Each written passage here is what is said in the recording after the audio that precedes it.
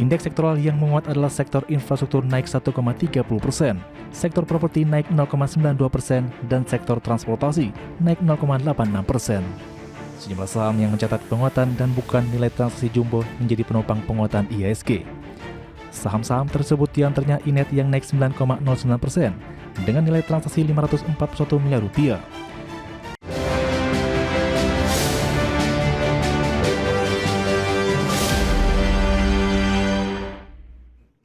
Ketahui pilihan pemirsa di tengah arus pelemahan bursa Asia, indeks harga saham gabungan ditutup menguat di 0,15% ke level 8.384 pada sesi pertama Jumat 14 November 2025. Adapun tim riset sekuritas menyatakan kombinasi katalis global dan domestik seperti kebijakan moneter The Fed hingga arus masuk asing menopang penguatan indeks harga saham gabungan untuk terus bergerak dalam tren bullish hingga akhir tahun. Di tengah arus pelemahan bursa Asia sejak perdagangan Jumat pagi, indeks harga saham gabungan mampu ditutup menguat 0,15% ke level 8.384 pada perdagangan sesi pertama Jumat 14 Oktober 2025. 3 indeks sektoral menguat menopang kenaikan IHSG, sedangkan 8 indeks sektor lainnya masuk zona merah.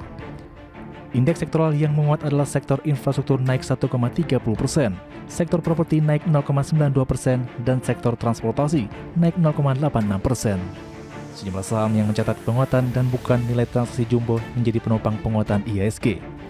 Saham-saham tersebut diantaranya Inet yang naik 9,09% dengan nilai transaksi Rp541 miliar. Disul saham koin Rp460 miliar, Sampani Rp458 miliar, Samtins Rp386 miliar, dan saham BBSIA yang juga masuk daftar 5 teratas dengan nilai transaksi Rp369 miliar. Kombinasi sentimen global lewat sinyal perlonggaran moneter The Fed hingga kabar baik dari domestik menopang penguatan indeks harga saham gabungan untuk terus bullish. Head of Research Kisi Sekuritas Muhammad Wafi menjelaskan apabila The Fed mengakhiri kebijakan QT, maka likuiditas global akan meningkat.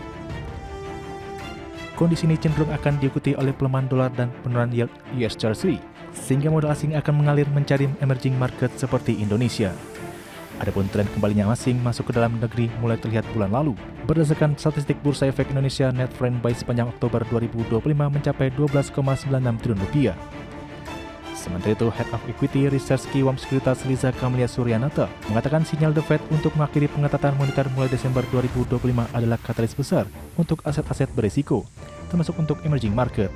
Selain itu, katalis domestik juga berpotensi mendorong IHSG lebih tinggi, antara lain net buy asing yang sudah mencapai Rp16,65 triliun dalam periode 1 sampai 12 November 2025. Technical IHSG yang masih berada dalam pola bullish dan data makro domestik yang solid di mana pertumbuhan PDB kuartal ketiga berada di atas ekspektasi. Berbagai sumber untuk IDXino.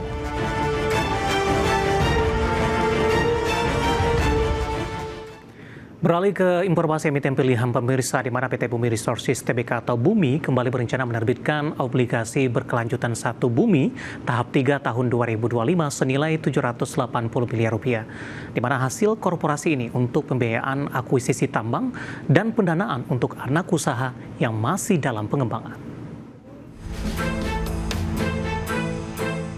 Dikutip dari prospektus perseroan, PT Bumi Resources Tbk berencana menerbitkan obligasi berkelanjutan 1 Bumi tahap 3 tahun 2025 senilai Rp780 miliar.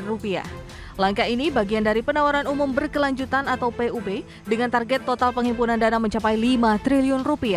Obligasi ditawarkan pada nilai 100% dari pokok dengan tingkat bunga tetap 9% per tahun dan tenor 5 tahun.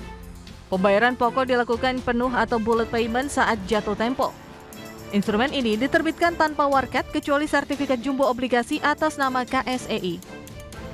Perseroan akan membayar bunga obligasi setiap 3 bulan dengan pembayaran pertama dijadwalkan di 10 Maret 2026.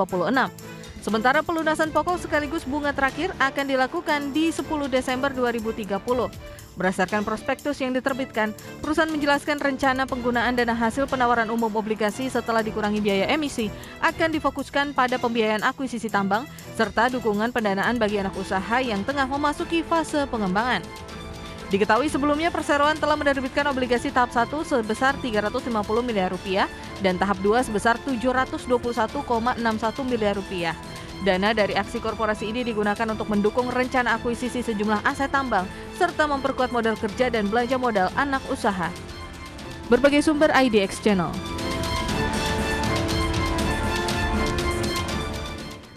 Secara teknikal, pemirsa, saham Bumi sudah mengalami penguatan yang cukup signifikan. Bahkan di sepanjang perdagangan hari ini jelang libur akhir pekan, saham Bumi masih melanjutkan penguatan intraday, tadi sempat ke 244 dan merupakan level tertinggi dalam beberapa tahun terakhir. Namun saat ini sudah berbalik ke zona merah di 220, melemah di 0,89% dan tampaknya terdampak aksi profit taking. Kita ke grafis yang pertama, pemirsa. Kita akan coba lihat pergerakan saham Bumi di sepanjang perdagangan hari ini. Dibuka di sesi pertama pada pagi tadi dibuka flat di level 224. Pasca pembukaan saham Bumi sempat mengalami pelemahan ke level 216, pemirsa. Kemudian berbalik menguat ke 244. Namun level ini tidak mampu dipertahankan di penutupan sesi pertama.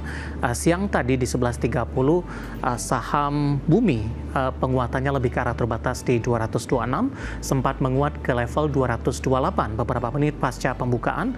Namun di 30 menit jelang penutupan perdagangan di sesi kedua hari ini, saham Bumi sudah berbalik ke zona merah, di mana saat ini melemah di 1,79% di level Rp220 per sahamnya. Kita akan coba lihat pergerakan saham PANI di beberapa bulan terakhir. Grafis selanjutnya, di awal Mei saham Bumi masih diperdagangkan di level 100-an, 109. 2 Juni di awal mencoba untuk menguat ke level 123. Juli penguatan terbatas ke 114, bahkan di September melemah ke 107. Kemudian Oktober mencoba naik signifikan di level 161 dan di perdagangan November hari ini sempat ke 244 dan saat ini sudah berbalik ke arah zona merah atau mengalami pelemahan 228 pembukaan dan saat ini sudah di 220. Dari sisi valuasi, pemirsa, dengan beberapa indikator yang ada, di mana untuk Bumi hari ini di sesi pertama tadi masih diburu tampaknya oleh para investor dengan nilai transaksi paling besar. Namun memasuki perdagangan sesi kedua, penguatan sudah terbatas berbalik ke zona merah, tampaknya investor kembali mulai melepas.